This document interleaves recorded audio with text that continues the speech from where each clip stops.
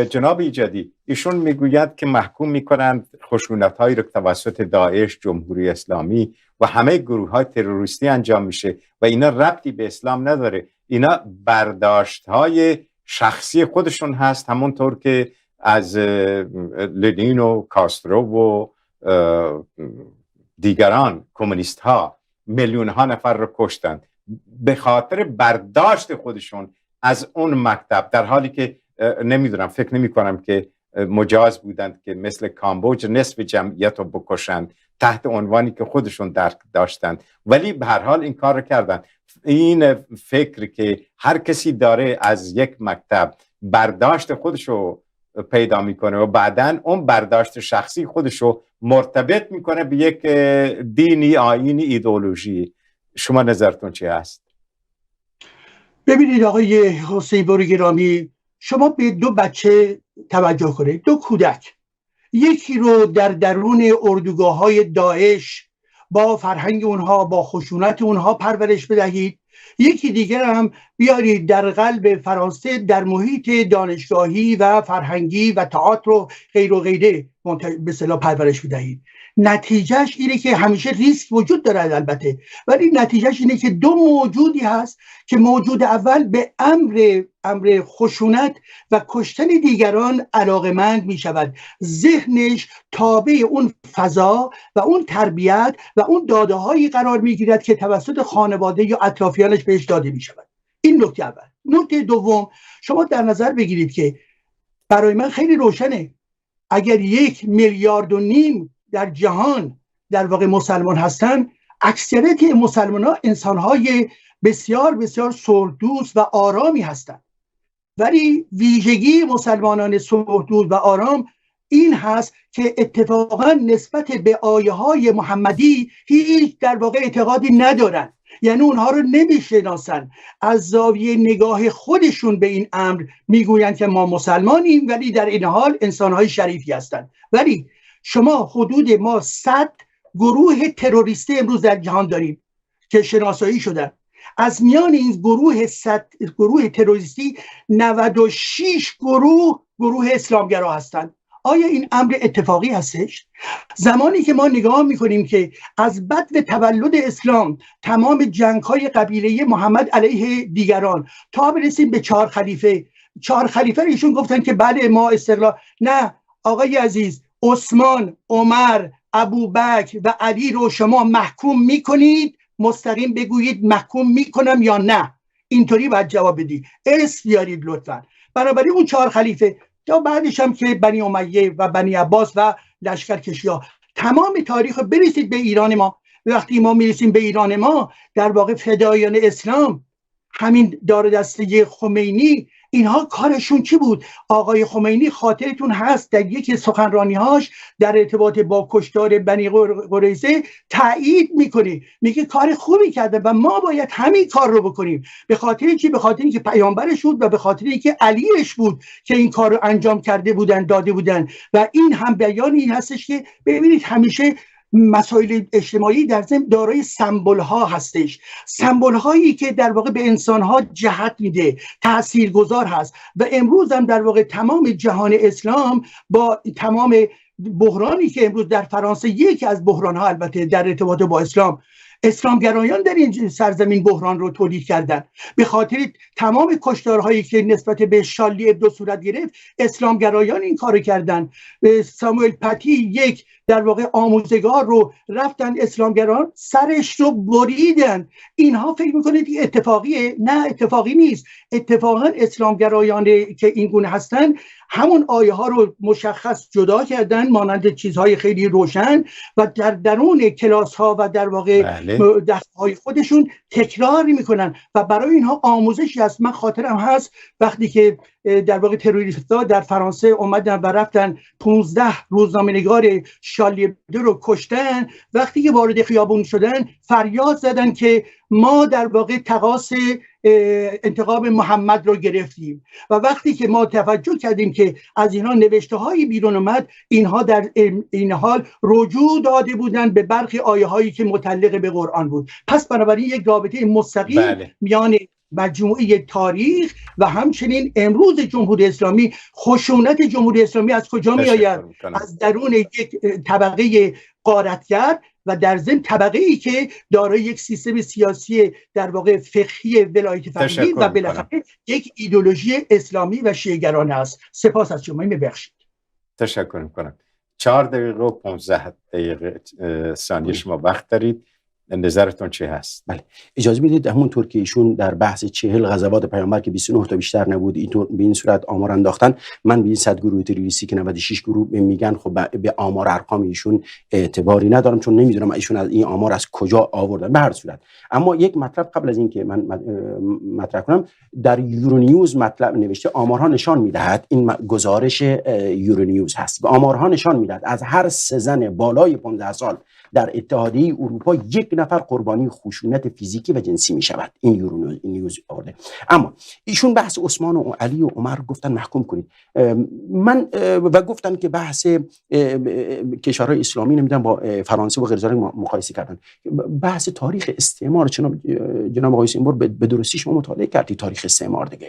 استعمارگران آیا سرزمینی برای مسلمانان باقی گذاشتن؟ من نمیخوام ورود پیدا کنم به تاریخ استعمارگران که چه جنایاتی در لیبی گرفته، در تونس گرفته، در جزایر گرفته، در سوریه گرفته، در عراق گرفته، در شبه جزیره عربی که شبه جزیره عربی یا کشورهای حوزه خلیج فارس گرفته، در نمیدونم کجای سرزمین، در هند و پاکستان و بنگلادش گرفته، در سر تا سری سرزمین‌های اسلامی استعمارگران غرب آمدن و چقدر انسان‌ها در همین فرانسه که ایشون میگه میدونید چقدر جمجمه‌های انسان امروز به عنوان نماد موزه ازش استفاده میشه. خب اینا چرا محکوم نمی‌کنن این استعمارگران؟ جنگ جهانی اول و جنگ جهانی دوم تعداد کشته ها میدونید چند میلیون نفر بوده؟ 9 میلیون نفر، 7 میلیون نفر، نمیدونم 50 میلیون نفر در به علت بعد از جنگ خب بیماری هایی که اوج گرفت، نمیدونم 1 سال بمب اتم و بمب های خوشه‌ای و گازها بمب های شیمیایی توسط مسلمانان ساخته شده. آقای حسین بر توسط مسلمانان ساخته شده. ما اینها رو نمیگیم به دین نسبت نمیدیم، میگیم آقا جان بله جنگ صلیبی ها در واقع 200 سال صلیبی ها علیه مسلمانان جنگ راه انداختن، پرچم میگفتن جنگ حضرت عیسی است، ما این رو پای اسلام ثبت نمیکنیم. در جنگ انوشیروان ایشون میاد به انوشیروان رو محکوم بکنه، محکوم نمیکنه، میگه آقا برداشت انوشیروان میدونید چه جنگ هایی رو راه مینداخت مثلا در وجود داشته، ولی ما میگیم به هر صورت برداشت فردی بوده، اتفاقاتی بوده رخ میداده، به هر دلیل ورود به اون پیدا نمیکنیم. میومده بحث مباحثی که مطرح کردن، خانواده ها تحت تاثیر قرار میگن. بله دقیقاً من مطمئنم کسی که در خانواده صورت رشد پیدا بکنه که بگه قرآن گفته همه را بکشید، خود طبیعت حال فرزند همونطور میشه. ولی اگر در خانواده های ما مسلمان رشد پیدا بکنه که بگه قرآن اینطور نگفته، یک آیه هم پیدا نمیشه که ایشون تا به الان هنوز یک آیه هم ارائه نداده، خب طبیعت حال اون کودک به این صورت بار نخواهد آمد. آیه های محمد اعتقاد مسلمانان گفته نسبت به آیه های محمد اعتقاد ندارن. این چه حرفیه؟ الان در هر سال در مکه بالغ بر 2 میلیون نفر فقط یک مراسم حج فقط انجام میدن، غیر از نمازهایی که در خود لندن شما ببینید بالغ بر 1000 مسجد وجود داره که همین نماز عید فطر من در یک از این نماز در پارک‌ها نماز خوندن 10,000 نفر در یک نقطه از این لندن فقط آمار بود که نماز خونده بودن. این حرف اصلا قابل قبول نیست. به هر صورت گفته بنی قریظه رو تایید میکنید. بنی قریظه پاسخ سوال من ندادن. گفتم آیا ابتدا به ساکن بودی یا خیر؟ پاسخ سوال من هنوز پاسخ ندادن و نخواهند داد.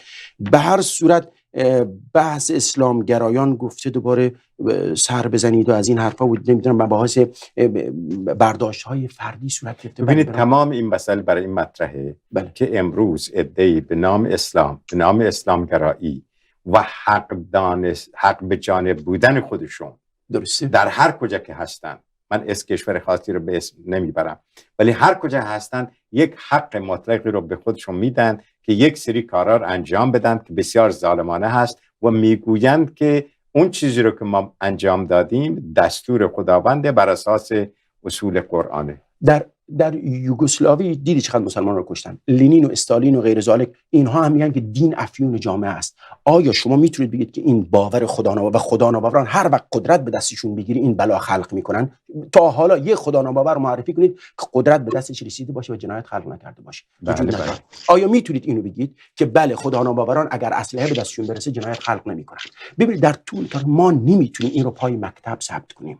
من خدمتتون عرض کردم بله استعمارگران یک سرزمین اسلامی شما برای من معرفی کن، یک سرزمین اسلامی که استعمارگران غرب اونجا رو غارت نکرده باشن. خود طبیعت حال اینی که خود بلوچ در ایران، بلوچستان در ایران در طول 44 سال، من نمیگم در طول چند قرن، چقدر مورد ظلم و ستم قرار گرفتن. بله. خب الان ببینید این اتفاق برای بلوچستان الان به عنوان یک عقده ایجاد شده که آقا از حکومت مرکز همیشه مورد ظلم و ستم دارن قرار میگیرن. این اتفاق ربطی به دین نداره، یک بحث در واقع خب تاریخی است که استعمارگران همه جا را غارت کردن، سرزمین‌های اسلامی را قطع کردن. تشکر میکنم. ما روی هم رفته 7 دقیقه دیگه وقت داریم جناب ایجادی، 5 دقیقه شماست و در پایان 1 دقیقه ایشون نتیجه گیری میکنند از سخنانشون، 1 دقیقه شما. خواهش میکنم که این 5 دقیقه خودتون رو به هر گونه این سوالاتی رو که مطرح کردن جواب بدید. بله. ببینید، یک درباره جنگ ایشون مطرح کردن که بمب اتم رو مگه مسلمانان ساختن یا جنگ‌های گوناگونی که استودن. خب روشنه، این پرسش خیلی پرسش ساده لوحانه‌ای هست. مسلمان‌ها که نمی‌توانستن در واقع حتی به این رشته زمینه‌های مربوط به اتم برسن. نخیر، بمب اتم در توسط در واقع غربیان تولید شد. بمب اتم و همچنین جنگ‌هایی که نازیسم بپا کرد، جنگ‌ها و کشتارهایی که استالین بپا کرد. حدود 30 میلیون نفر افرادی هستند که به عنوان قربانیان استالینیزم امروز در کتابی هست به نام کتاب سیاه استالینیزم که در اونجا آمده است. بله، در مورد کامبوج و جاهای دیگر. ما از این که در جاهای مختلف دلایل و عوامل گوناگونی به جنگ و خشونت میرسه، این که ما بحثمون بر سر نفی این نیست. ما بحثمون در ارتباط با اسلامه که این آیا اسلام برای جامعه ما تولید خشونت کرده و میکند یا نه. و زمانی که تمام اسلامگرایان رجوع میکنن، سب و نبی کردی آقا تو رو اعدام میکنی، این کار ایشون سب و نبی که اعلام میکنه در دادگاه خودش به خاطر اینکه یک جوان ما اومده گفته به عنوان رهنورد گفته که در واقع قرآن نخوانید و اون به کودک 10 ساله هم گفته بود به قول مادرش نسبت به قرآن تنفر داشت نسبت به این قرآن. بنابراین برای جمهوری اسلامی یک جنگ ایدئولوژیک هستش. ما هم در ارتباط با مسئله مربوط به تمام جنگ‌های گوناگون که ضد بشری بودن همه رو باید محکوم بکنیم، خیلی روشنه. ولی در ارتباط با این که سریعشون گذاشتن آقای هاشمی گرامی، بالاخره عمر، عثمان، ابوبکر، علی رو شما در این لحظه محکوم میکنید یا نه؟ یعنی جنگ ها و تجاوزهای اونا رو به عنوان تجاوزهای استعماری محکوم میکنید یا نه؟ شما جنگ های انوشیروان، و کوروش رو محکوم میکنید؟ زمانی که نوبت انوشیروانم شد اون موقع میپردازیم. الان اسلام محمدی و اسلام 4 خلیفه هستش عزیز من. به این خاطرم هستش که ما وقتی که میرسیم به این دنیای کنونی، بله در ارتباط با بنی قریظه ایشون جواب نداد. من نمیخوام در واقع مطابق نظر شما جواب. اون کسی که هوشمندانه حرف منو گوش کرد فهمید که در ارتباط با جنگی که در واقع در اون موقع ها بوده و در ارتباط با شرایطی که در واقع عملاً یهودیان به محمد اعتمادی نداشتن، بالاخره در یه شکستی اونها مجبور میشن که قبول بکنن. منتهای مراتب محمد اعلام کرد که اینا رو بکشید، یعنی به خاطر که کینه ضد یهودی داشت محمد. من یکی از مقاله های مهمی که چند سال پیش نوشتم در این هستش که نشون دادم در این مقاله که چگونه به اعتبار خود اسلام و تاریخ عملا در ارتباط با یهودیان در ابتدا به عنوان افراد به اصطلاح دارای کتاب معرفی میشن، ولی به مرور وقتی من در این که به اصطلاح مقاله نشون دادم که خواهان در واقع یهودیان رو برابر کفار میداند و کشتن اونها رو در واقع لازم میداند. پس بنابراین عزیز من، کفار یعنی چی؟ کفری که میکنه شما میگویید این به عنوان اخلاق شما هستش. شما اگر به عنوان کفار دیگران رو در نظر میگیرید، چه اون زمان چه این زمان، اون زمان اونها رو به عنوان مخالفین محمد باید در نظر بگیرید، نه اینکه کفار یک به اصطلاح پروانه اسلامی صادر بکنید که بنابراین محمد حق داشته که اونها رو بکشه. به خاطر چی؟ به خاطر اینکه کفر می‌ورزیدن. و از سوی دیگه همین امر کفار به امروز هم ریز رسیده است. شما حق ندارید انسانها رو در واقع به این ترتیب قتل عام، یعنی اولا مجوزی برای بدرفتاری نسبت به انسانها بدهید. باید بگویید که چه کسی کفر بکند، یعنی ناباور باشد، یعنی ضد اسلام باشد، یعنی اسلام رو دوست نداشته باشد، یا هر دین دیگری رو که دوست نداشته باشد، حق اون فرد هستش، آزادی مطلق نظر هستش. ولی به انسان ها، من به شما به ایکس ایگرگ نمیتونم و نباید هم توهین انسانی بکنم، ولی نسبت به عقاید شما هر گونه اعتقادی که دارید و همچنین شما نسبت به من هر گونه اعتقادی که من دارم، شما میتونید نقد بنویسید و به شکل رادیکال اونها رو در واقع کنار بذارید. پس بنابراین آقای هاشمی گرامی، شما امروز به ما مدلی معرفی میکنید که مدل در واقع سوخته‌ای هستش. این مدل برای من واقعا دارم به شما گوش میکنم و این سوالو دارم، شما آیا ایرانی هستید؟ آیا ایرانی امروز ما، شما فاصلتون با این نظام جمهوری اسلامی چیست؟ شما چه پیشنهادی برای ایران امروز برای به دموکراسی و آزادی بخواد برسه شما پیشنهاد میکنید؟ بله، تشکر میکنم، خیلی ممنون. 1 دقیقه آقای هاشمی شما جمع‌بندی بکنید. نه، وقت من فکر کنم به اندازه ایشون باید، چون ایشون اول شروع کردن.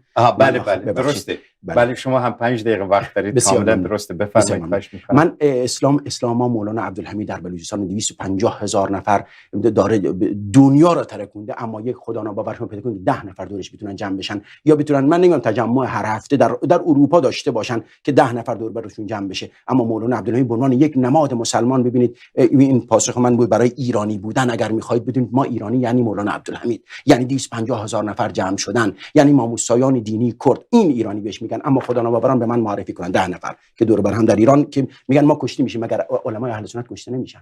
چرا با وجود که علمای اهل سنت کشته و زندانی میشن، اما 250,000 نفر برای اینکه فرق تشخیص بدن بین ایرانی مسلمان و غیر ایرانی نامسلمان. اما درسته. من یک سوال ببخشید، ایشون گفتن یهودیان رو برابر کفار اینا و مجوز بدرفتاری علیه انسانها رو میدهند و گفتن کفار رو بکشید.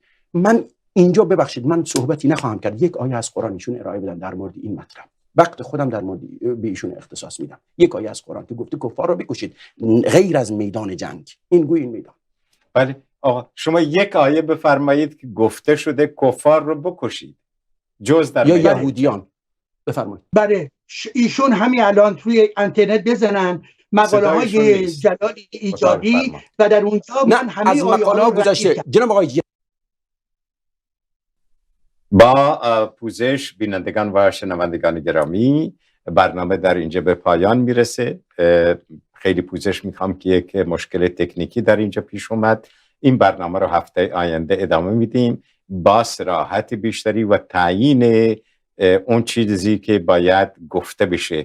دستور کار رو خیلی روشن میکنیم، موضوعات روشن میکنیم و ادامه میدیم و امیدوارم که هفته آینده شاهد این برنامه باشیم. لطفاً به دوستان و آشنایان خبر بدید که بیاند و این برنامه رو در نظر بگیرن. آقای ایجادی بله؟ عرض حضورتون که یک شنبه دیگر من نخواهم بود، برای اینکه مسافرت خواهم بود.